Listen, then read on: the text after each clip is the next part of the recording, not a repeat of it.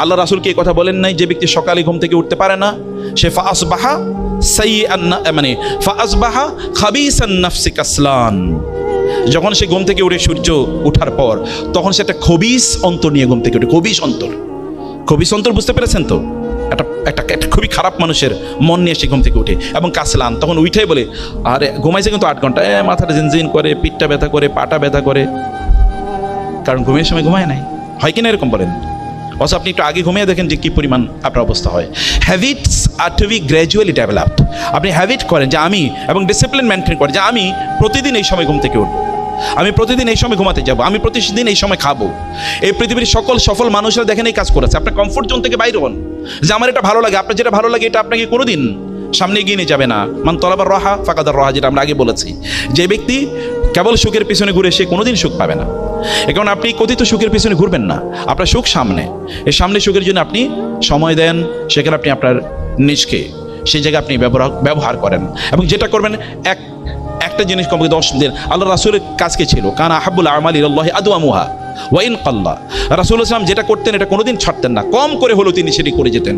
আপনি যেটা করছেন এভরিডে, ডু ইট এভরিডে। কেবল আগামীকাল পরীক্ষা, অথবা আজকে রাতে আর কোনো ঘুম নাই, এরপরে 7-8 দিন কোনো পড়াশোনা নাই, কেবল নেটফ্লিক্স, ফিক্সড অন নেটফ্লিক্স, তাই না? নো, এটা না, বরং আপনি যা করছেন গ্র্যাজুয়ালি করেন। আপনি দেখেন না ইসলামের কোনো কাজই এরকম না। আপনি নামাজ প্রতিদিন 5 ওয়াক্ত পড়তে হয়, কোরআন তেলাওয়াত যদি না করেন আপনার স্পিরিচুয়াল গ্রোথ হবে কীভাবে? আধ্যাত্মিক উন্নয়ন হবে কীভাবে আপনার কোরআন তেলাওয়াত না করলে? এবং আপনাকে অনেক পরিমাণ অর্থের মালিক হতে হবে। আমি দুনিয়াদার হতে আপনাদেরকে বলি না, কিন্তু আমি সম্পদের মালিক হতে বলি। কেন সম্পদের মালিক হবেন? আপনি সম্পদের মালিক না হলে আমরা মাদ্রাসা বানাবো কোত্থেকে, মসজিদ বানাবো কোত্থেকে? আমরা কি মানুষের কাছে ভিক্ষার জন্য যাব? কেন আপনাদের উপস্থিতিতে আমরা ভিক্ষুকের জাতিতে পরিণত হব? কেন মসজিদ বানাতে গিয়ে আপনি কেন বলতে পারেন না যে আমি 1 কোটি টাকা দিয়ে মসজিদটা বানিয়ে দেবো? এ কথা কেন আপনি বলতে পারবেন না? আপনার এরকম পরিমাণ সম্পদের মালিক হতে হবে। সম্পদ দেখেন না খাদিজাতুল কুবরার সম্পদ কি পরিমাণ কাজে লেগেছে ইসলামের। আপনি দেখেন না আবু বকরের সম্পদ কি পরিমাণ ইসলামের কাজে লেগেছে। ইসলামের শ্রেষ্ঠতম 2 জন মানুষ। আবু বকর কি এমনি আবু বকর হয়েছে রাদিয়াল্লাহু তাআলা আনহু? খাদিজাতুল কুবরা কি এমনি খাদিজাতুল কুবরা হয়েছে রাদিয়াল্লাহু তাআলা আনহা? সম্পদ আপনার লাগবে, কিন্তু সেটা নিজের ফুর্তির জন্য আপনি কত খাবেন, আপনার দিনের জন্য, মানুষের জন্য, আত্মীয় স্বজনের জন্য আপনার লাগবে। সেই জন্য আপনি এই যে বললেন ইন্ডাস্ট্রি করেন, আপনার মেডিকেল ইন্ডাস্ট্রি তৈরি করেন, আপনি চেইন করেন, এগুলো আপনি করতেই থাকেন। এগুলো আপনার ভীষণে থাকুক। এখনই আপনি লক্ষ্য নির্ধারণ করেন যে আমি এই সকল কাজগুলো করবো। সেই জন্য নিজকে যোগ্য করে নেয়া। কেবল 30,000 টাকা 40,000 টাকা বেতন পাবেন তার জন্য আপনি সন্তুষ্ট, তার জন্য দৌড়াচ্ছেন নিজকে এত ছোট করে, একেবারে নেয়া আপনাদের জন্য উচিত হবে না। প্রিয় ভাইয়েরা, প্রিয় বন্ধুরা, সময় শেষ হয়ে যাবে, সময় কোনোদিন ফিরিয়ে নিয়ে আসতে পারবেন না। এখন আপনাদের সময়, এখন আপনাদের সময়। বল আসরি ইন্নাল ইনসানা লাফি খুসর। সময়ের কারণে মানুষ বিপদগ্রস্ত হয়। যারা সফল হয়েছে তারা 24 ঘন্টা নিয়েই সফল হয়েছে, যারা ব্যর্থ হয়েছে তারা এই 24 ঘন্টার মধ্যে ব্যর্থ হয়। এর বাইরে কোনোদিন কোনো সফল মানুষকে আপনি বলতে শুনবেন না যদি দিনটা 48 ঘন্টার হতো। I have never hard any one successful যিনি বলেছেন। আপনার নবী 23 বছরে 13 বছর তো মক্কায় নির্যাতিত হয়েছেন, মদিনায় গিয়ে প্রথম 6 বছর তো যুদ্ধই, ব্যাটল অফ বদরের যুদ্ধ, হুদের যুদ্ধ, খন্দকের যুদ্ধ, এরপরে হুদাইবিয়া পর্যন্ত তো কেবল যুদ্ধ। এরপরে কি করেছেন দেখেন, গোটা পৃথিবী আজকে প্রায় 250 কোটি মানুষ সমস্বরে বলতে থাকে আশহাদু আল্লা ইলাহা ইল্লাল্লাহ ওয়া আন্না মুহাম্মাদার রাসূলুল্লাহ। তিনি যদি ফেসবুকে আর ইউটিউবে সময় কাটাইতেন তাহলে কি হইতো? তখন ফেসবুক আর ইউটিউব ছিল না, কিন্তু কম্পোনেন্ট শয়তানের ট্রিক সবসময় একরকম, কেবল খোলস পাল্টায়। শয়তানের ট্রিক সবসময় একরকম, একই কাম তখনও যা ছিল এখনও আছে, কেবল প্যাটার্ন চেঞ্জ হয়েছে, আর কিছু না। আপনি প্যাটার্নের মধ্যে ঢুকে নিজকে ধ্বংস করে দেওয়ার কোনো প্রয়োজন নাই। আপনি সময়ের মধ্যেই বেরিয়ে উঠুন, ফোকাস ঠিক করুন, গোল ঠিক করুন, লক্ষ্য ঠিক করুন, উম্মার জন্য অ্যাসেট হয়ে যান প্লিজ। আমাদের উম্মার জন্য কিছু একটা ইবনে সিনা যদি থাকে তাহলে আমি গোটা পৃথিবীকে দখল করে নিতে পারি। একজন ওমর যদি থাকে গোটা পৃথিবীকে আমি দেখিয়ে দিতে পারি শাসন কাকে বলে। একজন আবু বকরকে যদি আবার পাই গোটা পৃথিবী, তখন এই আবু বকরের স্পিরিচুয়াল আলোর কারণে, তার এই আলোর, তার জ্যোতির কারণে গোটা পৃথিবী আলোকিত হয়ে যেতে পারে। একজন আল গাজালি, আবু হামিদ আল গাজালির মতো যদি ব্যক্তি পাই আমরা, তাইলে গোটা পৃথিবীর যে এখন আধ্যাত্মিক শূন্যতা তৈরি হয়েছে তা দূর করে দেওয়া যায়। একজন শাহী ওয়ালিউল্লাহ মুহাম্মদ দেহলভির মতো ব্যক্তি যদি পাই, তাহলে গোটা পৃথিবীর যত আর্গুমেন্টস আছে এগেনস্ট ইসলাম মুহূর্তের মধ্যে এগুলো ধসিয়ে দেওয়া যায়। তাহলে আপনারা কেন হতে পারবেন না? আপনারা তো তাদেরই উত্তরসূরি, সেই যোগ্যতা আপনাদের মধ্যে আছে। কেবল টাইমটাকে ব্যবহার করা লাগবে, কেবল সময়টাকে ব্যবহার করা লাগবে। পাকিস্তানের এক মেডিকেল ছাত্র, সে তার গ্রামে গিয়ে দেখলো যে ওইখানকার নারীরা তাদের বাচ্চা যখন প্রসব করবে তখন তারা আশপাশে কোনো ক্লিনিক নাই, ইত্যকার করবে কি, এগুলো তারা খুবই পেরেশানির মধ্যে ছিল। সেখানে নতুন আইডিয়া ডেভেলপ করলো, যেখানে কিছু প্রত্যেকটা গ্রামে কিছু মানুষদেরকে ট্রেনিং দেবে, মানে নারীদেরকে, তারা যেন এই ধাত্রীর কাজটা করে, প্রাথমিক কাজ। এরপরে একটা অ্যাম্বুলেন্সের একটা সিস্টেম ডেভেলপ করলো, যেন পাশের কোনো ইয়েতে হসপিটালে যেন তাদেরকে দ্রুত নিয়ে যাওয়া যায়। এবং ওই হসপিটালের সাথে এরকম করা হলো যে আমার প্রতিষ্ঠান থেকে, মানে আমি এরকম একটা অর্গানাইজেশন ডেভেলাপ করছি, এখান থেকে আসলে তাদেরকে ফার্স্ট সার্ভিস দিতে হবে। এখন তাকে নিয়ে গোটা পৃথিবী তাকে নেমেতে আছে, এত অসাধারণ কাজ করলো। আইডিয়া তো are everywhere, and you should generate ideas. আপনাকে থট লিডার হতে হবে, আপনাকে চিন্তা করতে হবে। আল্লাহ সুবহানাহু ওয়া তাআলা আহাব্বুল আসমাই ইলাল্লাহি আব্দুল্লাহ ওয়া আব্দুর রহমান ওয়া আসদাকুহা আল হারিস ওয়াল হুম্মাম। আল্লাহর কাছে সবচেয়ে প্রিয় নাম হচ্ছে থট লিডার, যাদের নাম হচ্ছে হুম্মাম, মানে যারা চিন্তা করে, যাদের চিন্তা আছে। আপনি কিভাবে আরেকজনের ফলোয়ার হন? আপনি তো লিডার হওয়ার কথা। আপনি কিভাবে মিস্টার মেসি এর ফলোয়ার হন? এটা কিভাবে আপনার ফেসবুকে তার মানে ছবিটা কিভাবে শোভা পায়? এটা তো আপনার পার্সোনালিটির সাথে যায় না। সে কে আর আপনি কি? আপনার মানদণ্ডে কি সে আসতে পারে? সে তো একটা পা দিয়ে কেবল ফুটবল খেলে, আর আপনার তো দুটা হাত আছে, দুইটা পা আছে, এবং একটা ব্রেন, অসাধারণ ব্রেন আছে। আপনি মেডিকেল কলেজের ছাত্র, সে তো মেডিকেল কলেজে পড়তে পারে নাই, তার ওই যোগ্যতাও নাই। আপনি তার ফলোয়ার হন কিভাবে? সে আপনার ফলোয়ার হওয়া উচিত। অথবা আপনার ব্রায়ান লারা, সচিন টেন্ডুলকারদের আপনি পেছনে পেছনে ঘুরেন, এটা তো আত্মমর্যাদার ইস্যু, এটা আত্মমর্যাদার ইস্যু, এটা আপনার সাথে যায় না। আপনাকে এমন জায়গায় নিয়ে আপনার নিজকে আপনার build your own personality, your own branding. আপনার নিজে সেটা করেন, আপনার নিজের মধ্যে ইনভেস্ট করেন, লোকের আপনাকে ডাকুক।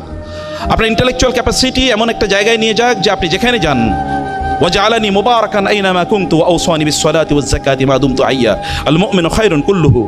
রাসূলুল্লাহ সাল্লাল্লাহু আলাইহি ওয়াসাল্লাম বলেছেন, ঈমানদাররা তাদের নিজেদেরকে এমন লেভেলে নিয়ে যায় যেখানে যায় সেখানে সে কল্যাণ বয়ে দেয়। ঈসা আলাইহিস সালামের ব্যাপারে আল্লাহ তাআলা বলেছেন, ওয়াজআলানি মুবারাকান আইনামা কুনতু। ঈসা আলাইহিস সালাম বললেন, আল্লাহ আমাকে বরকতময় করেছেন, যেখানেই থাকি, যখনই থাকি, যেখানেই যাই সেখানে আমার কারণে বরকত চারিদিকে ছড়িয়ে পড়ে। আপনার নবী যেখানে গিয়েছে দেখেন, তিনি মক্কা ছেড়ে চলে গেছেন, মক্কা অন্ধকারাচ্ছন্ন হয়ে গেছে। তারাহালা আন কওমিন ফাদাল্লাত উকুলুহুম ওয়া হাল্লা আলা কওমিন বিনূরিন মুজাদ্দাদি। কবি বলেছেন, তারাহালা আন কওমিন ফাদাল্লাত উকুলুহুম। তিনি মক্কা থেকে যখন চলে যান, এরপর ইতিহাস দেখেন, মক্কা এরপরে দুর্ভিক্ষ শুরু হয়ে যায়, বারাকা। তিনি মক্কা থেকে চলে গেছেন, মক্কায় দুর্ভিক্ষ। ফাদাল্লাত উকুলুহুম, এই লোকগুলো মনে হচ্ছে মেধা শূন্য, অথচ কুরাইশরা আরব না গোটা মানব জাতির মধ্যে সবচেয়ে বেশি ব্রিলিয়ান্ট জ্ঞানী, কিন্তু ফাদাল্লাত উকুলুহুম, এখন এরা যেন as if they are ignorant and they are lost in the deserts in wilderness, মানে যে তারা এখন কিছুই বুঝতে পারছে না। ফাদাল্লাত উকুলুহুম ওয়া হাল্লা আলা কওমিন বিনুরিন মুজাদ্দাদি। ইয়াসরিব শব্দটার মধ্যে একটা নেগেটিভ ইস্যু আছে, কারণ রাসূল বলেছেন তোমরা ইয়াসরিব বলবা না, ইয়াসরিব বলবা না। এটা নাম হয়ে গেছে মদিনা। মদিনা যাওয়ার পরে কি অবস্থা হয়েছে দেখেন তো। গোটা পৃথিবীতে একটা মদিনা বললে একটা জায়গাকে চেনে, অথচ মদিনা মানে কিন্তু সিটি। মদিনা মানে কি? সিটি। কিন্তু গোটা পৃথিবীতে সিটি নামে একটাই আছে, সেটা হচ্ছে মদিনা। মদিনা বললে কেবল একটা জায়গায় কি বুঝায়? এটা বলা না হয় না মদিনা তু দিনাজপুর, অথবা মদিনা তু ঢাকা, মদিনা তু ওয়াশিংটন, বলা হয় না। মদিনা মানে ওইটাই। এটা কেমন হয়েছে? তিনি যেখানে গিয়েছেন সেখানে বারাকা। এমনকি তিনি যে রাস্তা দিয়ে হেঁটে গিয়েছেন, যেখানে তিনি দাঁড়িয়েছিলেন, ওইখানে পরবর্তী সাহাবায়ে কেরামরা মসজিদ তৈরি করেছেন। যেখানে তিনি সালাত আদায় করেছেন, ওইটা এখন বিখ্যাত জায়গা। এটা কারণ কি? পার্সোনালিটি, ব্যক্তিত্ব, নিজের মধ্যে ইনভেস্টমেন্ট, যেটা বলেছি। আপনারা বলেন, তিনি তার যৌবনে তাকে কেন আসওয়াদিক এবং আল আমিন বলা হতো? কেন বলেন আসওয়াদিক এবং আল আমিন কেন বলা হতো? তার নিজের মধ্যে ইনভেস্টমেন্ট সে জায়গায় তিনি করেছেন। পরম সত্যবাদী, পরম বিশ্বস্ত। যেই যুগে বেদুইনদের কাজই ছিল লুটেরা, মানে সেখানে মরুদস্যুর মতো করে তারা কাজ করবে, কারো সম্পদ লুট করে নিয়ে আসলে কোনো জবাব দিতে নাই। Might is right is the policy, was the policy of that society. সেখানে তিনি তার নিজকে কোথায় নিয়ে গিয়েছেন? তিনি সেখানে হেল্পফুল ফুজুল তৈরি করেন, এবং সেখানে তিনি লোকজনকে নিয়ে সমস্যার সমাধানের কথা চেষ্টা করেন, চিন্তা করেন। যখন সমাজে বাইতুল্লাহ নির্মাণের প্রশ্ন আসলো এবং হাজারে আসওয়াদকে তার স্থানে রাখার ইস্যু যখন আলোচনা আসলো, তখন হাজারে আসওয়াদকে কে রাখবে, এটা নিয়ে রক্তক্ষয়ী যুদ্ধের মতো অবস্থা তৈরি হয়ে গেল। কেউ একজন বললেন, আগামীকাল বাইতুল্লাহতে সর্বপ্রথম যিনি পা রাখবেন ভোরে সকালে সবার আগে এই প্রেমিসে, তাকেই আমরা দেব দায়িত্ব। তিনি যেই সিদ্ধান্ত দেন, আমরা সেই সিদ্ধান্ত মেনে নেব। সবাই অপেক্ষায় আছে কে আসবে সকালবেলা সবার আগে। সকালবেলার পাখি তো সকালে আগে যাবে, সকালবেলার পাখি তো তখনও একজন। তিনি সেখানে যখন প্রবেশ করলেন, লোকেরা বললেন হাদা আল আমিন রদিনা বিকদাইহি, আলামিন নিশ্চয়, নামই হয়ে গেছে আলামিন। আলামিন এসে তিনি যা বলবেন তাই, আর তিনি কোনোদিন ভুল বলবেন না। সবার জন্য উইন উইন সিচুয়েশন। এবং আপনি জানেন পরে ঘটনা উইন উইন সিচুয়েশন কীভাবে হয়েছে। The problem is settled with his insights. আমাদের নিজেদেরকে ওই লেভেলে নিয়ে যাওয়া দরকার। এই যোগ্যতা আপনার তৈরি করতে হবে। ইউসুফ আলী সাল্লাতুর কথা সূরা ইউসুফ তো আপনি পড়েন। ইউসুফ আলী সাল্লাম কে সম্রাট ডেকে পাঠালেন। সম্রাট স্বপ্নে দেখেছেন, স্বপ্নে ব্যাখ্যা কেউ দিতে পারছে না। ইউসুফ আলী স্বপ্নে ব্যাখ্যা দিলেন এবং বলা হলো যে তাকে নিয়ে আসো। আস্তাখলিসু লিনাফসি, আস্তাখলিসু লিনাফসি, আমি তাকে আমার নিজের জন্য করে নেব একাকী।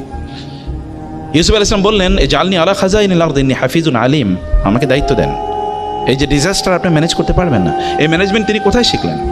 আপনাকে এখন তাহলে আপনাকে project management, hospital management, medical management, এটা আপনাকে শিখতে হবে এখন। এটাই তো আপনার শেখার সময়।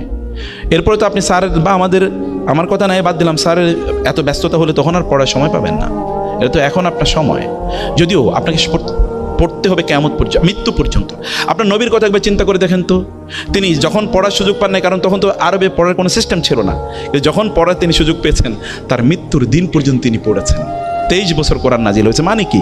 লা তুহাররিক বিহি লিসানাকা লিতা'জালা বিহি ইন্না আলাইনা জামআহু ওয়া কুরআনা ফাইযা ক্বরা'নাহু ফাত্তাবি' কুরআনা আল্লামাহু শাদীদুল কুওয়া যু মিররাতিন ফাসতাওয়া ওয়া হুয়া বিল উফুকিল আ'লা সুম্মা দানা ফাতাদাল্লা ফাকানা ক্বাবা কাওসাইনি আও আদনা ফাআওহা ইলা আবদিহি মা আওহা। আল্লাহ সুবহানাহু ওয়া তাআলা তার রাসূল কিভাবে পড়েছেন তার কথা কোরআনে আছে, কিভাবে তিনি পড়েছেন। আপনি কেন পড়বেন না? আপনি না পড়ে সময় কাটাবেন কোথায়? আপনি লেটেস্ট বইগুলো কেন পড়বেন না? লেটেস্ট লেকচারগুলো কেন শুনবেন না? আপনি লেটেস্ট মেডিকেল ইস্যু, ইনস্ট্রুমেন্ট কি আছে, অথবা কী কী প্রবলেম নতুন করে তৈরি হচ্ছে, সেগুলো সমাধান কি, সেগুলো কেন আপনি জানবেন না? আপনি কেন নতুন জিনিস আপনি কেবল আপনার টেক্সট বুকের এবং যেগুলো পরীক্ষায় আসবে সেগুলো নিয়ে কেন আপনি ব্যস্ত থাকবেন? এর বাইরে আপনার পড়াশোনা কে করবে? সেটাকে আপনাকে অবশ্যই সেই জায়গায় আপনার নিজকে আপনার দাঁড়িয়ে নিয়ে যেতে হবে। এই কারণে আপনার নিজের মধ্যে আপনি ইনভেস্ট করুন, যে তখন আপনাকে ডেকে নেবে। যেখানে আপনি জান না কেন, আপনার যে ক্যাপিটাল তৈরি করেছেন আপনি, আপনার সম্মান লোকেরা সময়ের, আপনি কতটুকু সময় কোথায় দিচ্ছেন তার উপর ভিত্তি করে আপনার মর্যাদা কোনোদিন নির্ধারিত হবে না। বুঝতে পেরেছেন? আপনি কতটুকু সময় দিচ্ছেন তার উপর কোনোদিন নির্ধারিত হবে না। কোন একজনে যে কোনো একটা জাহাজ এটা হঠাৎ করে বন্ধ হয়ে গেছে, মাঝে মাঝে গাড়িগুলো এরকম হয়, জাহাজ বন্ধ হয়ে গেছে। এখন জাহাজ বন্ধ হয়ে গেছে, কোনো কারণে আর জাহাজ চালাতে পারছে না। কি হয়েছে? তখন একজন টেকনিশিয়ানকে নিয়ে আসা হলো। টেকনিশিয়ান বলেছে আমি একটু দেখি। দেখার পরে বলে কোনো সমস্যা নেই, একটা হাতুড়ি নিয়ে আসেন। হাতুড়ি নিয়ে আসার পরে টেকনিশিয়ান একটা জায়গায় গিয়ে এরকম একটা কেবল করেছে, বাড়ি দিয়েছে। তো ভালো, এখন চলতেছে, জাহাজ চলছে। তো বলো বিল, বলে $50। $50? এটা তো সর্বোচ্চ $1 হওয়ার কথা। বলে হ্যাঁ, এটা $1 হওয়ার কথা, কিন্তু কোন জায়গাটায় বাড়ি দেওয়া দরকার এটা জানার জন্য $49 দেওয়া লাগবে আপনাকে। বাড়ি কোথায় দেয় আপনি এতক্ষণ বাড়ি দিতে পারলেন না। তো আমি জানি কোথায় আঘাত করতে হবে, আই নো ইট। এবং এই কারণে আপনাকে আরো $49 দেওয়া লাগবে। আর কথা ঠিক, আপনাকে জানতে হবে আপনার সময়ের উপর নির্ভর করে আপনি কোনোদিন আপনার নিজকে মর্যাদাবান করতে পারবেন না, যে আমি এখানে এত সময় দিচ্ছি, ওইখানে এত সময় দিচ্ছি। But what sort of capability, skill, যোগ্যতা আপনি কি ডেভেলপ করেছেন? ইউসুফ আলাইহিস সালাম তো কৃতদাস আকারে তিনি বাজারে বিক্রি হয়ে গেছেন, তাই না? সেই কৃতদাসকে কি করেছে? বলছে আমাকে। তারপরে মিশরের সম্রাট তিনি কিভাবে হয়েছেন? তিনি তো এমনি মিশরের সম্রাট হন নাই, এমনি মিশরের সম্রাট হয় নাই। মক্কার লোকেরা কেন আপনার নবীর পিছনে এরকম ঘুরেছে? কেন তৎকালীন রোমান এম্পায়ার সম্রাটরা কেন ওমর রাদিয়াল্লাহু তাআলা আনহুর রাজত্ব দেখার জন্য, তার শাসন ব্যবস্থা দেখার জন্য আসতো? কেন গান্ধীকে যখন বলা হয়েছিল, যখন পাকিস্তান ও ইন্ডিয়া যখন ভাগ হয়, তাকে বলা হয়েছিল যে পাকিস্তান মুসলমানদের তো একটা কনস্টিটিউশন আছে, কোরআন আছে, তারা সেইভাবে তাদের দেশ পরিচালনা করবে। But what do you have? আপনাদের কি আছে? আপনি কীভাবে রাষ্ট্র পরিচালনা করবেন? তিনি একটা বই দেখিয়ে বলেছেন, এই বই অনুসারে। বলো বইটা কি? বলেছে life and administration of Omar. এই ওমরের অ্যাডমিনিস্ট্রেশন কি ছিল, এটাই আমার জন্য আর কিছু লাগবে না। এই পৃথিবীর সর্বশ্রেষ্ঠ অ্যাডমিনিস্ট্রেটরের নাম হলো ওমর ইবনুল খাত্তাব রাদিয়াল্লাহু তাআলা আনহু। কোত্থেকে শিখেছেন? কোত্থেকে পড়েছেন? আপনার সেই জেনিয়াস, আমরা সেরকম একটা জেনিয়াস নিজকে এরকম একটা জায়গায় আপনাদেরকে নিয়ে যাওয়া দরকার। মোরাল ক্যাপিটাল নিজের মধ্যে অবশ্যই বিল্ড আপ করতে হবে। মোরাল ক্যাপিটাল বিল্ড আপ করতে হবে, ইন্টেলেকচুয়াল ক্যাপিটাল, এর পাশাপাশি আপনার স্পিরিচুয়াল ক্যাপিটাল বিল্ড আপ করতে হবে। আপনি অনেক অনেক সফল, কিন্তু আল্লাহর সামনে আপনার সামান্য কোনো দাম নাই। যেমন ফেরাউনকে যখন লোহিত সাগরে নিমজ্জিত করে হত্যা করা হয়, তখন ফেরাউন বলছিল আমানতু বিল্লাযী আমানা বিহি বানু ইসরাঈল। বানু ইসরাঈল অথবা মূসা এবং হারুন যেই রবের প্রতি ঈমান এনেছেন, আমি তার প্রতি ঈমান আনলাম। এই কথা যখন সে বলছিল, তখন ইয়া আল্লাহ ইয়া আল্লাহ ইয়া রাব ইয়া ইলাহি, এই কথা যখন বলছিল, তখন ফেরেশতারা বলেন আল্লাহ, একটা আওয়াজ আসতেছে, আওয়াজটার মধ্যে একটু গন্ধ আছে, দুর্গন্ধ। আপনার নাম ডাকতেছে, এটা কোন? এটা কে? বলে এটা ফেরাউন। আল্লাহ প্লিজ ফেরাউনের দোয়াটা কবুল করেন না প্লিজ, কারণ আল্লাহ তো মেহেরবান, কবুল করেও ফেলতে পারেন। প্লিজ আল্লাহ ফেরাউনের দোয়া কবুল করেন না। অন্যদিকে ইউনুস আলাইহিস সালাম যখন মাছের পেটে, ফানাদা ফিজ যুলুমাতি আল্লা ইলাহা ইল্লা আনতা সুবহানাকা ইন্নী কুনতু মিনাজ জালিমিন। ফেরেশতারা বলেন আল্লাহ, একটা আওয়াজ শুনতে পাচ্ছি, এই আওয়াজ পরিচিত মনে হয়, আর অনেকবার এই আওয়াজ, আপনার নামের এই আওয়াজ অনেকবার শুনেছি, কণ্ঠটা খুব পরিচিত। আল্লাহ কে? বলি ইউনুস। বলে আল্লাহ দ্রুত ইউনুসের দোয়া কবুল করে নেন প্লিজ, দ্রুত কবুল করে নেন। আল্লাহ তাআলা বলেন ফাসতাজাবনা লাহু ওয়া নাজ্জাইনাহু মিনাল গাম ওয়া কাযালিকা নুনজিল মুমিনিন। আপনারা যারা আরবি ভাষা বুঝেন, এটা বাবুল ইস্তেফাল। বাবুল ইস্তেফালের একটা খাসিয়ত হচ্ছে এটা দ্রুত, ইমিডিয়েটলি, এখনই। বলে ফাসতাজাবনা, আমি immediately responded to his prayer. ওয়া নাজ্জাইনাহু মিনাল গাম, এবং বাবুত তাফঈল এর একটা খাসিয়ত হচ্ছে ব্যাপকতা, আল কাসরা বুঝায়। আমি তাকে এমনভাবে সেখান থেকে উদ্ধার করে নিয়ে আসলাম যেন এতদিন এই যে মাছের পেটে ছিল, সমুদ্রের মধ্যে ছিল, তার মধ্যে যে বিভিন্ন ধরনের প্রবলেম তৈরি হওয়ার কথা, এগুলো কিচ্ছুই হয় না, কারণ তার শরীরটা তুলতুলে হয়ে যাওয়ার কথা, এখানে বিভিন্ন ধরনের মানে গোটা ইত্যাদি তৈরি হয়ে যাওয়ার কথা, অনেক কিছু, কোনো কিছু হয় নাই। তরতাজা মানুষ সেখান থেকে বের করে নিয়ে এসেছি আমি তাকে। আপনার জন্য ফেরেশতারা গর্ব করে কিনা? স্পিরিচুয়াল আপনার নিজেকে এভাবে ডেভেলপ করছেন কিনা, নাকি শয়তান আপনার ব্যাপারে গর্ব করে? ফেরেশতারা গর্ব করে কিনা? ফেরেশতারা কি বলে কিনা? রাসূল ইসলাম একবার ঘর থেকে বের হলেন, তিনি দেখলেন কয়েকজন লোক মসজিদে নববীতে বসে আছেন। তিনি তাদেরকে বললেন মা আজলাসাকুম হুনা, কিসে তোমাদেরকে এখানে বসিয়ে রেখেছে? তারা বললেন আমরা এখানে কেবল আল্লাহ জিকির করার জন্য, আল্লাহকে নিয়ে আলোচনা করা ইত্যাদির জন্য আমরা বসে আছি। রাসূলুল্লাহ সাল্লাল্লাহু আলাইহি ওয়াসাল্লাম বললেন আস্তাহলিফুকুম, আমি তোমাদেরকে আল্লাহর নামে শপথ করে জিজ্ঞেস করছি, তোমরা কি এই জন্যই কেবল বসে আসছো এখানে? আল্লাহু আজলাসাকুম, মানে আল্লাহ কেবল তোমাদেরকে এখানে বসিয়ে রেখেছেন, মানে আল্লাহর জিকিরই, আল্লাহর উদ্দেশ্য, আল্লাহর জন্যই করছো? বলে হ্যাঁ, এই জন্যই বসে আছি। তিনি বললেন লান আস্তাহলিফাকুম তুহমাতান লাকুম ওয়ালাকিন্না জিবরিল ক্বাদ জাআনি ওয়া আখবারানি আন্নাল্লাহ ক্বাদ ইউবাহি বিকুম আল মালাইকা। তিনি বললেন আমি তোমাদেরকে সন্দেহ করে জিজ্ঞেস করছি না, বরং আমি একটু বিস্মিত হয়েছিলাম যে ফেরেশতা জিবরিল আমাকে মাত্র এসে বলে গেল তোমাদের কথা আল্লাহ তাআলা সবচেয়ে গুরুত্বপূর্ণ ফেরেশতা যারা, প্রধানতম ফেরেশতা যারা, তাদের সাথে আলোচনা করছেন এবং গর্ব করে বলছেন দেখো এই যে আমার বান্দারা, দেখো তোমরা না বলছিলা কেন বানাই, এবার দেখো কেন বানাইছি। সহিহুল বুখারী হাদিস, যে আমি কিন্তু এই কারণে তোমাদেরকে জিজ্ঞেস করছি। সম্মানিত ভাইয়েরা, বোনেরা, আপনার নিজের মোরাল ডেভেলপমেন্ট লাগবে, এটা আপনাকে গ্র্যাজুয়ালি করতে হবে, এটা আপনাকেই করতে হবে, অন্য কেউ এটা হঠাৎ করে কোনোদিন তৈরি হয় না। আপনার রাসূলের ব্যাপারে আল্লাহ তাআলা কি বলছেন দেখেন, তিনি তো এখন নবী, তো তার তো পার্সোনাল গ্রোথের আর প্রয়োজন নাই, কিন্তু আল্লাহ কি বলেছেন ইয়া আইয়ুহাল মুযাম্মিল কুমিল লাইলা ইল্লা কালিলা নিসফাহু আও ইনকুস মিনহু কালিলা আও জিদ আলাইহি ওয়ারাত্তিলিল কুরআনা তারতিলা। রাতের অর্ধেক, তার চেয়ে বেশি অথবা তার চেয়ে কম অথবা পুরা রাত দাঁড়িয়ে আপনি সালাত আদায় করুন। ওমিনাল লাইলি ফাতাহাজ্জাদ বিহি নাফিলাতাল লাক। আমরা পড়ি 5 ওয়াক্ত নামাজ, তিনি প্রতিদিন 6 ওয়াক্ত পড়তেন। আমরা পড়ি 70 রাকাত, তিনি প্রতিদিন কমপক্ষে 40 রাকাত পড়তেন সাল্লাল্লাহু আলাইহি ওয়াসাল্লাম। তার কি নামাজ পড়া লাগে নাকি? লাগে না। কোন নামাজ পড়বেন? আল্লাহ তাআলা তো কদ গাফারা লাকা মা তাকদ্দামা মিন যামবিকা ওয়া মা তাআখার। আল্লাহ তাআলা তার পূর্বের এবং পরের সব গুনাহ মাফ করে দিয়েছেন, তার তো সালাত পড়ার প্রয়োজন হয় না। কিন্তু তার কি গ্রোথের প্রয়োজন নাই? তার কি আল্লাহর আরো ভালোবাসা পাওয়ার প্রয়োজন নাই? অবশ্যই আছে।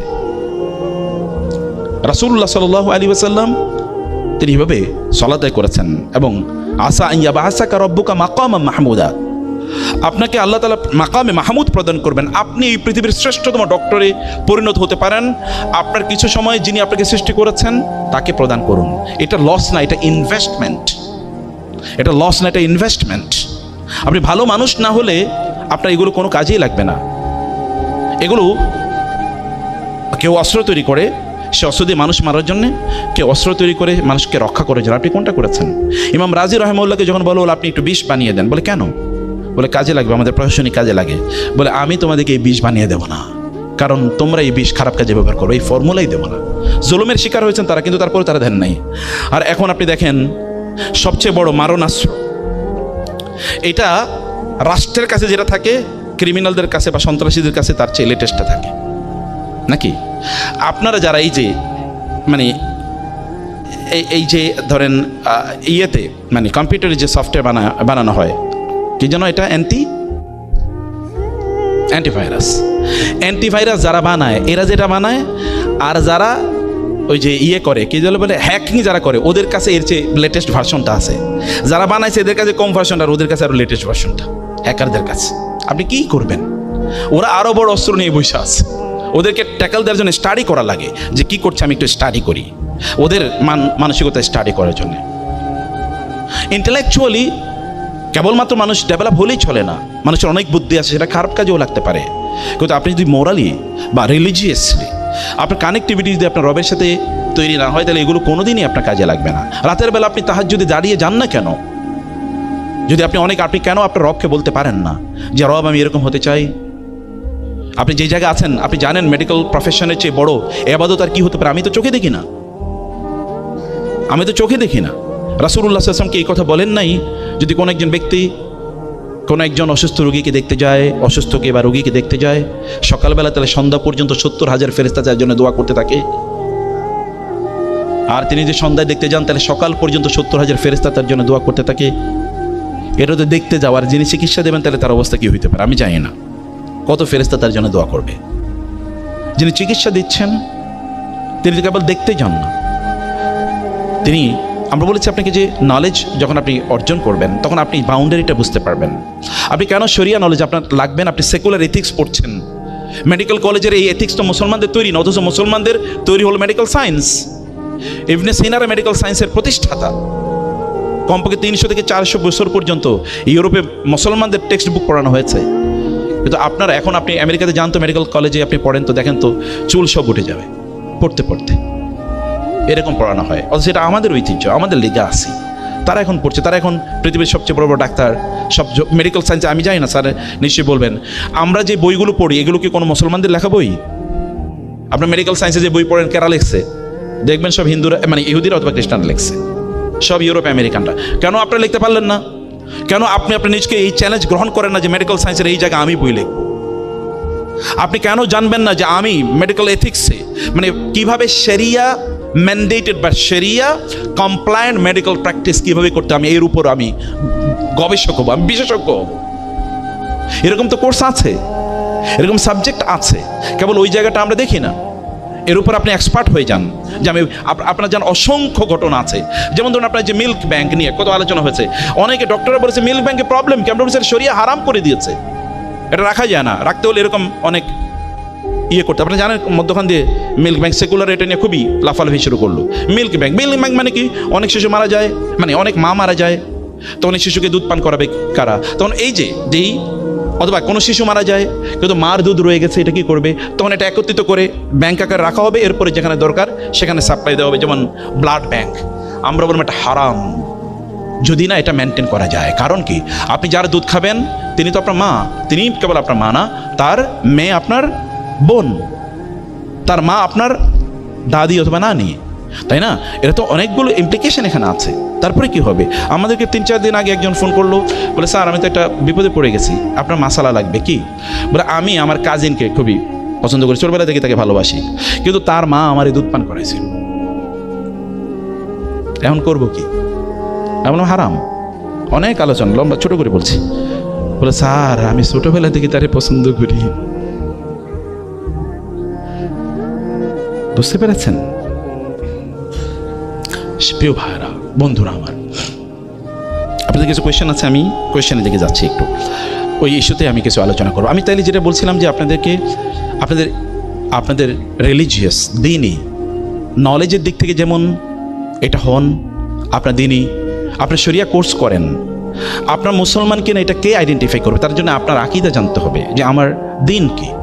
অনেকে আমাদেরকে প্রশ্ন করে সুন্নত নামাজ পড়ার জন্য উজু করা লাগবে কিনা, সুন্নত পড়ার জন্য উজু করা লাগবে কিনা, এটা জিজ্ঞেস করে অনেকে।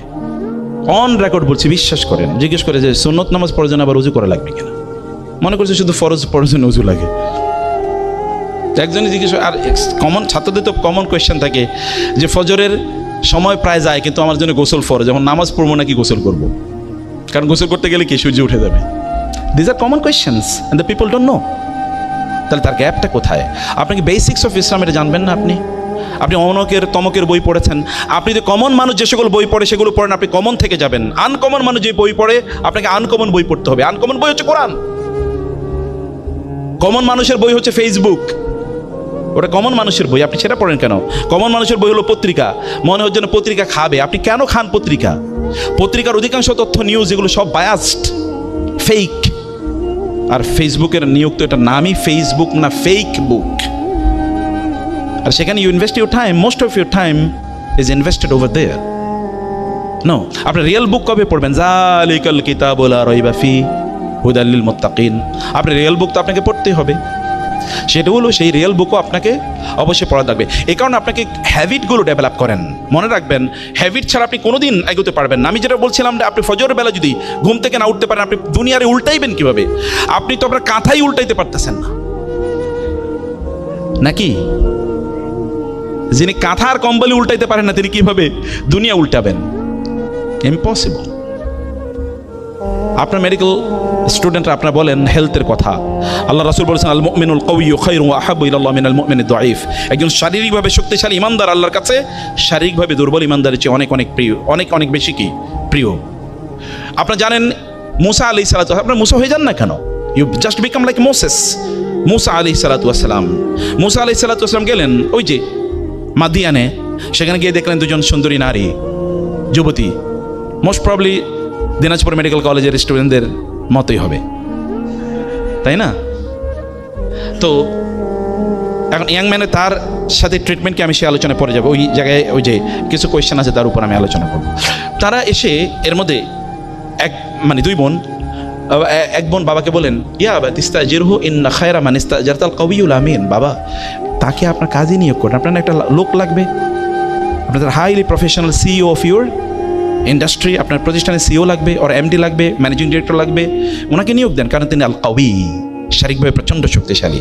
আপনার শরীরের শক্তি কই? আপনি কেন শারীরিকভাবে শক্তিশালী না? আপনি খান হলো জাঙ্ক ফুড, ফাস্ট ফুড। যে ফুড ফাস্ট আসে সেই ফুড ফাস্ট যায়, যেটা ধীরে আসে যেটা ধীরে যায়।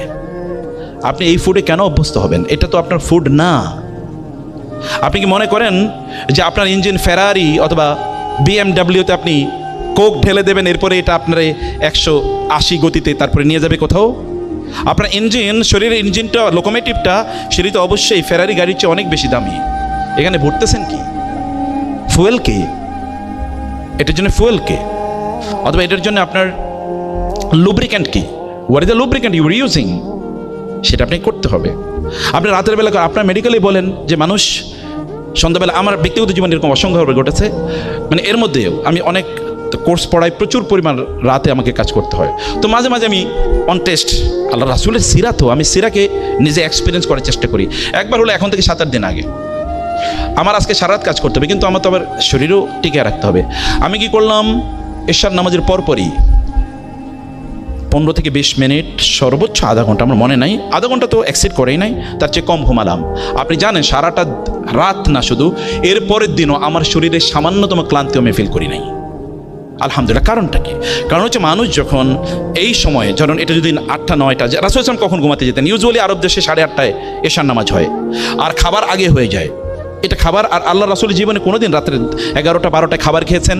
আই চ্যালেঞ্জ ইউ, যদি আপনি একটা ঘটনা দেখাতে পারেন, একটা, সন্ধ্যার পরেই তিনি খেয়ে ফেলতেন। যাই হোক, তো এই সময়ে যে 9টা বা 9:30 বলি, 9টা 9:30 থেকে শুরু করে 1টা পর্যন্ত, এই সময় আপনার ব্রেনটা যে লেভেলে থাকে, এটা হলো যদি আমরা মোবাইল যদি চার্জ দিই, ফর এক্সাম্পল, একবারে 100 ক্যাপাসিটি আছে ইলেকট্রিসিটিতে, এটা যদি আপনি চার্জার লাগান এবং একটা ফাস্ট চার্জার লাগান, দেখবেন আপনার উইদিন এ ফিউ মিনিটস আপনার ব্যাটারি কি ফুল হয়ে গেছে, চার্জ হয়ে গেছে। আর যদি একটা লো গ্রেডের ব্যাটারির সাথে আপনি কানেকশন দেন, তাহলে দেখবেন 3-4 ঘন্টা চলে যাচ্ছে, কি ব্যাটারি আপনার গাড়ি চার্জ হয় না, মোবাইল চার্জ হয় না। এটা আপনার যে ব্র্যান্ড যে চার্জ নেবে, চার্জ নেওয়ার জন্য তো এই সময়, আপনি ওই সময় জেগে আছেন, তাহলে আপনি এরপরে কেন আপনি মনে করবেন যে আপনি খুবই শক্তিশালী থাকবেন শারীরিকভাবে? আল্লাহ রাসূল কি এই কথা বলেন নাই, যে ব্যক্তি সকালে ঘুম থেকে উঠতে পারে না সে ফাসবাহা ফাসবাহা খাবিসান নাফসি কাসলান, যখন সে ঘুম থেকে উঠে সূর্য ওঠার পর তখন সে একটা খবিস অন্তর নিয়ে ঘুম থেকে উঠে। খবিস অন্তর বুঝতে পেরেছেন তো? একটা খুবই খারাপ মানুষের মন নিয়ে সে ঘুম থেকে উঠে, এবং কাসলান তখন উঠেই বলে আরে ঘুমাইছে কিন্তু 8 ঘন্টা, মাথাটা জিনজিন করে, পিঠটা ব্যথা করে, পাটা ব্যথা করে, কারণ ঘুমের সময় ঘুমায় নাই। হয় কিনা এরকম বলেন? অথচ আপনি একটু আগে ঘুমিয়ে দেখেন যে কী পরিমাণ আপনার অবস্থা হয়। হ্যাবিটস আর টু বি গ্র্যাজুয়ালি ডেভেলপড। আপনি হ্যাবিট করেন যে আমি, এবং ডিসিপ্লিন মেনটেন করেন যে আমি প্রতিদিন এই সময় ঘুম থেকে উঠবো, আমি প্রতিদিন এই সময় ঘুমাতে যাব, আমি প্রতিদিন এই সময় খাবো। এই পৃথিবীর সকল সফল মানুষরা দেখেন এই কাজ করেছে। আপনার কমফোর্ট জোন থেকে বাইরে হন, যে আমার এটা ভালো লাগে, আপনার যেটা ভালো লাগে এটা আপনাকে কোনোদিন সামনে এগিয়ে নিয়ে যাবে না। মান তলাবার রাহা ফাকাদার রাহা, যেটা আমরা আগে বলেছি। যে ব্যক্তি কেবল সুখের পিছনে ঘুরে সে কোনোদিন সুখ পাবে না। এ কারণে আপনি কথিত সুখের পিছনে ঘুরবেন না, আপনার সুখ সামনে। এই সামনে সুখের জন্য আপনি সময় দেন, সেখানে আপনি আপনার নিজকে সেই জায়গায় আপনি ব্যবহার করেন, এবং যেটা করবেন একটা জিনিস কমপক্ষে 10 দিন। আল্লাহ রাসূলের কাজকে ছিল কানা আহাব্বুল আমালি ইলাল্লাহি আদওয়ামুহা ওয়া ইন কাল্লা। রাসূলুল্লাহ সাল্লাল্লাহু আলাইহি ওয়াসাল্লাম যেটা করতেন এটা কোনোদিন ছাড়তেন না, কম করে হলেও তিনি সেটি করে যেতেন। আপনি যেটা করছেন এভরিডে, ডু ইট এভরিডে। কেবল আগামীকাল পরীক্ষা হতে হবে, আজকে রাতে আর কোনো ঘুম নাই, এরপরে 7-8 দিন কোনো পড়াশোনা নাই, কেবল নেটফ্লিক্স, ফিক্সড অন নেটফ্লিক্স, তাই না? নো, এটা না, বরং আপনি যা করছেন গ্র্যাজুয়ালি করেন। আপনি দেখেন না ইসলামের কোনো কাজই এরকম না। আপনি নামাজ প্রতিদিন 5 ওয়াক্ত পড়তে হয়, কোরআন তেলাওয়াত যদি না করেন আপনার স্পিরিচুয়াল গ্রোথ হবে কীভাবে? আধ্যাত্মিক উন্নয়ন হবে কীভাবে আপনার কোরআন তেলাওয়াত না করলে? এবং আপনাকে অনেক পরিমাণ অর্থের মালিক হতে হবে। আমি দুনিয়াদার হতে আপনাদেরকে বলি না, কিন্তু আমি সম্পদের মালিক হতে বলি। কেন সম্পদের মালিক হবেন? আপনি সম্পদের মালিক না হলে আমরা মাদ্রাসা বানাবো কোত্থেকে, মসজিদ বানাবো কোত্থেকে? আমরা কি মানুষের কাছে ভিক্ষার জন্য যাব? কেন আপনাদের উপস্থিতিতে আমরা ভিক্ষুকের জাতিতে পরিণত হব? কেন মসজিদ বানাতে গিয়ে আপনি কেন বলতে পারেন না যে আমি 1 কোটি টাকা দিয়ে মসজিদটা বানিয়ে দেবো? এ কথা কেন আপনি বলতে পারবেন না? আপনার এরকম পরিমাণ সম্পদের মালিক হতে হবে। সম্পদ দেখেন না খাদিজাতুল কুবরার সম্পদ কি পরিমাণ কাজে লেগেছে ইসলামের। আপনারা দেখেন না আবু বকরের সম্পদ কি পরিমাণ ইসলামের কাজে লেগেছে। ইসলামের শ্রেষ্ঠতম 2জন মানুষ। আবু বকর কি এমনি আবু বকর হয়েছে রাদিয়াল্লাহু তাআলা আনহু? খাদিজাতুল কুবরা কি এমনি খাদিজাতুল কুবরা হয়েছে রাদিয়াল্লাহু তাআলা আনহা? সম্পদ আপনার লাগবে, কিন্তু সেটা নিজের ফুর্তির জন্য আপনি কত খাবেন, আপনার দিনের জন্য, মানুষের জন্য, আত্মীয় স্বজনের জন্য আপনার লাগবে। সেই জন্য আপনি এই যে বললেন ইন্ডাস্ট্রি করেন, আপনার মেডিকেল ইন্ডাস্ট্রি তৈরি করেন, আপনি চেইন করেন, এগুলো আপনি করতেই থাকেন, এগুলো আপনার ভীষণে থাকুক। এখনই আপনি লক্ষ্য নির্ধারণ করেন যে আমি এই সকল কাজগুলো করবো, সেই জন্য নিজকে যোগ্য করে নেয়া। কেবল 30,000 টাকা 40,000 টাকা বেতন পাবেন তার জন্য আপনি সন্তুষ্ট, তার জন্য দৌড়াচ্ছেন, নিজকে এত ছোট করে একেবারে নেয়া আপনাদের জন্য উচিত হবে না। প্রিয় ভাইয়েরা, প্রিয় বন্ধুরা, সময় শেষ হয়ে যাবে, সময় কোনোদিন ফিরিয়ে নিয়ে আসতে পারবেন না। এখন আপনাদের সময়, ওয়াল আসরি ইন্নাল ইনসানা লাফি খুসর। সময়ের কারণে মানুষ বিপদগ্রস্ত হয়। যারা সফল হয়েছে তারা 24 ঘন্টা নিয়েই সফল হয়েছে, যারা ব্যর্থ হয়েছে তারা এই 24 ঘন্টার মধ্যে ব্যর্থ হয়। এর বাইরে কোনোদিন কোনো সফল মানুষকে আপনি বলতে শুনবেন না যদি দিনটা 48 ঘন্টার হতো। I have never hard any one successful যিনি বলেছেন। আপনার নবী 23 বছরে 13 বছর তো মক্কায় নির্যাতিত হয়েছেন, মদিনায় গিয়ে প্রথম 6 বছর তো যুদ্ধই, ব্যাটল অফ বদরের যুদ্ধ, হুদের যুদ্ধ, খন্দকের যুদ্ধ, এরপরে হুদাইবিয়া পর্যন্ত তো কেবল যুদ্ধ। এরপরে কি করেছেন দেখেন, গোটা পৃথিবী আজকে প্রায় 250 কোটি মানুষ সমস্বরে বলতে থাকে আশহাদু আল্লা ইলাহা ইল্লাল্লাহ ওয়া আন্না মুহাম্মাদার রাসূলুল্লাহ। তিনি যদি ফেসবুকে আর ইউটিউবে সময় কাটাইতেন তাহলে কি হইতো? তখন ফেসবুক আর ইউটিউব ছিল না, কিন্তু কম্পোনেন্ট শয়তানের ট্রিক সবসময় একরকম, কেবল খোলস পাল্টায়। শয়তানের ট্রিক সবসময় একরকম, একই কাম, তখনও যা ছিল এখনও আছে, কেবল প্যাটার্ন চেঞ্জ হয়েছে, আর কিছু না।